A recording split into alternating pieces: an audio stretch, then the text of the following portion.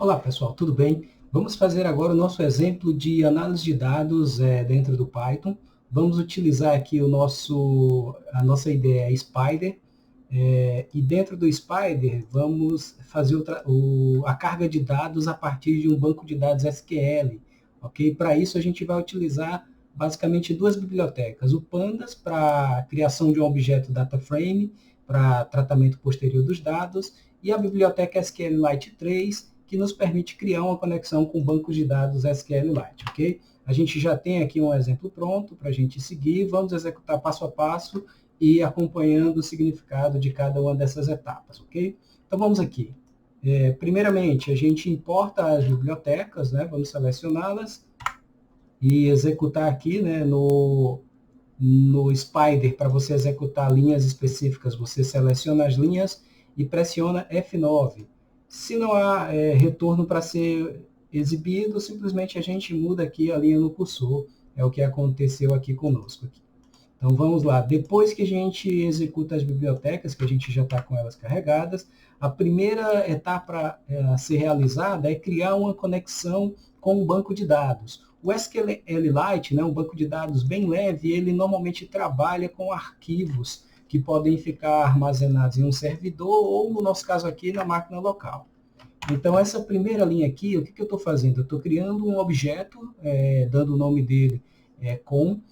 Eu carrego a partir do pacote SQLite essa função aqui connect que cria a conexão e o argumento que eu passo para essa função é exatamente o nome do arquivo onde está o banco de dados SQLite. Então vamos aqui executar. Executado perfeitamente aqui sem nenhum erro. Na sequência, a próxima etapa, sempre que você está fazendo uma consulta, é criar um cursor, um objeto, onde você vai armazenar e realizar todas as suas queries. Então, aqui o cursor, ele basicamente está carregando ali o nosso objeto com e executando o método execute. Dentro desse execute, a gente coloca exatamente com a mesma notação, a mesma sintaxe que você utilizaria numa query comum de SQL, a gente põe aqui a nossa query. Nesse caso aqui, estamos carregando um select asterisco from attendee, todos os dados da tabela attendee. Então, vamos fazer aqui. Executei novamente com o F9. A gente percebe uma diferença quando você está nesse tipo de ambiente aqui, você executa a consulta, mas ela ainda não é retornada de imediato, como acontece quando você está direto dentro de um ambiente de consultas de banco de dados SQL. Para que a gente consiga carregar os dados, a gente utiliza essa função, ou esse método aqui, para o objeto que nós criamos, cursor. Nesse objeto, a gente fez a execução. Quando a gente executa aqui o fetch all para o cursor, ele está trazendo, carregando os dados daquela consulta que foi realizada. Poderia ser executado diretamente aqui, se a gente quisesse ver na tela, mas no nosso caso aqui, a gente vai atribuir o resultado dessa consulta a uma variável chamada rows. Então, vamos aqui. Executamos, e agora vamos exibir o conteúdo da variável. A variável está aqui, trouxe os dados que estavam no nosso banco de dados. Para a gente conferir também de outra forma, a gente pode vir aqui no explorador de variáveis, onde a gente percebe aqui que já foi criada a variável rows, ok?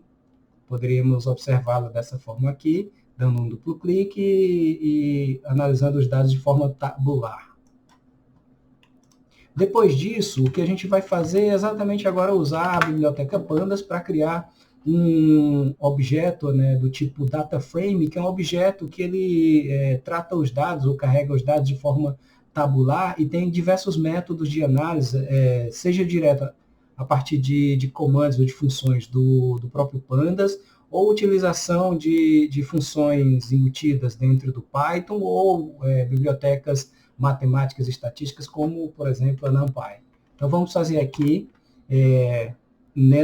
para a criação de um data frame, a gente basicamente passa o nome da variável, que vai armazenar aquele objeto data frame, chamamos aqui a função data frame a partir do Pandas.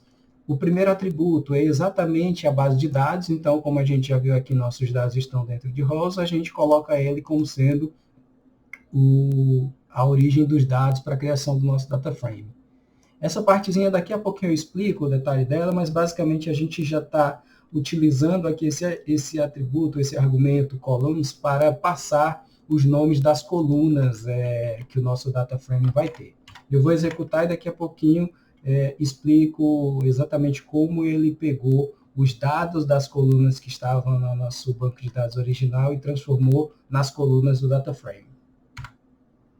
Então, está aqui, foi executado. Da mesma forma, ali no explorador de variáveis, quando você está no Spider, você consegue visualizar aqui, dando um duplo clique, você verá todos os dados na visão tabular. É uma visão legal, porque dá para você fazer uma análise rápida, mas você pode vir aqui e exibi-los também de forma textual aqui no nosso console. Então, vamos lá. Aqui estão nossos dados. Então, a gente teve uma consulta que afetou 5 linhas, né, e 6 colunas, que são as características da nossa tabela no banco de dados que estamos utilizando.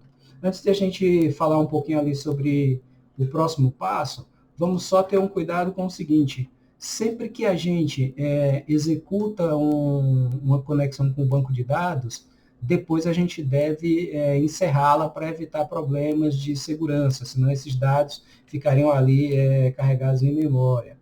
Então, a gente deve fazer isso aqui. Antes de executar esse comando, vamos ver, como eu prometi aqui, o que foi feito aqui nessa parte de colunas.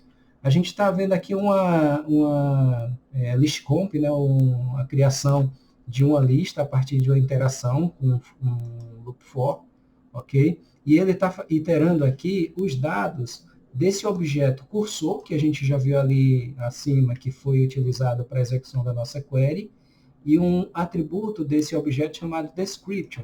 Vamos ver o que esse objeto tem para a gente entender por que ele trouxe aqui corretamente, né, nossas colunas exatamente iguais aos nomes do nosso banco de dados. Então, no cursor description, vocês vão ver que a gente tem aqui dados num formato similar a uma tupla de tuplas, em que, para cada tupla interna, a gente tem o primeiro valor, ou seja, o valor 0 de cada uma dessas tuplas, como sendo igual aos campos do banco de dados. Então, ele guarda aquilo ali como atributos da consulta que a gente fez. Então, o que a gente executou aqui nessa parte do nosso código da criação do frame foi simplesmente fazer o seguinte: para cada elemento da tupla interna, ou para cada tupla interna, o elemento 0, ou seja, esse elemento e assim sucessivamente, a gente associou ele a uma coluna do nosso banco de dados. Então, basicamente, isso que ele fez, a gente conhecendo o que está dentro do objeto, a gente pode fazer isso aqui e facilitar o trabalho. Então, vamos encerrar aqui a conexão com o banco de dados e fazer um teste para a gente confirmar que aquele banco de dados não está mais acessível.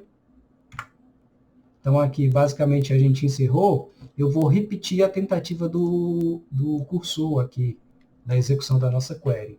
Se estiver tudo ok, é para ele nos apresentar um erro. Então, aqui, ó, perfeitinho, ele mostrou aqui, né, o erro que não pode operar em um banco de dados fechado. Isso nos dá segurança de que, a partir desse momento, eu posso continuar utilizando os dados que eu carreguei aqui no meu data frame, mas eu não vou ter um risco de utilização indevida ou mesmo de alteração daquela base de dados. Então, se eu carregar aqui os meus dados da consulta, né, ela continua ali dentro do meu data frame, posso fazer o que for necessário aqui, fazer novos filtros. Se fosse uma consulta com valores numéricos, poderia fazer cálculos, somas, números resumos, o que a gente quiser a partir desse momento.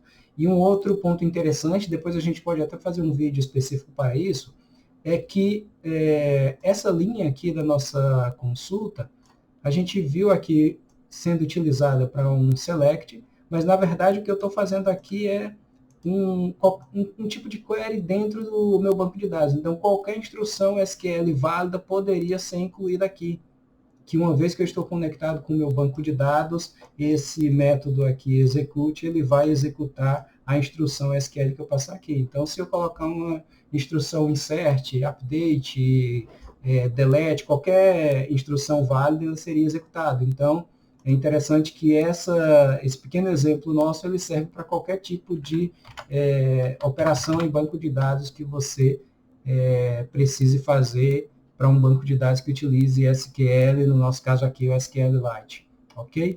Então é isso aí, um abraço e até a próxima.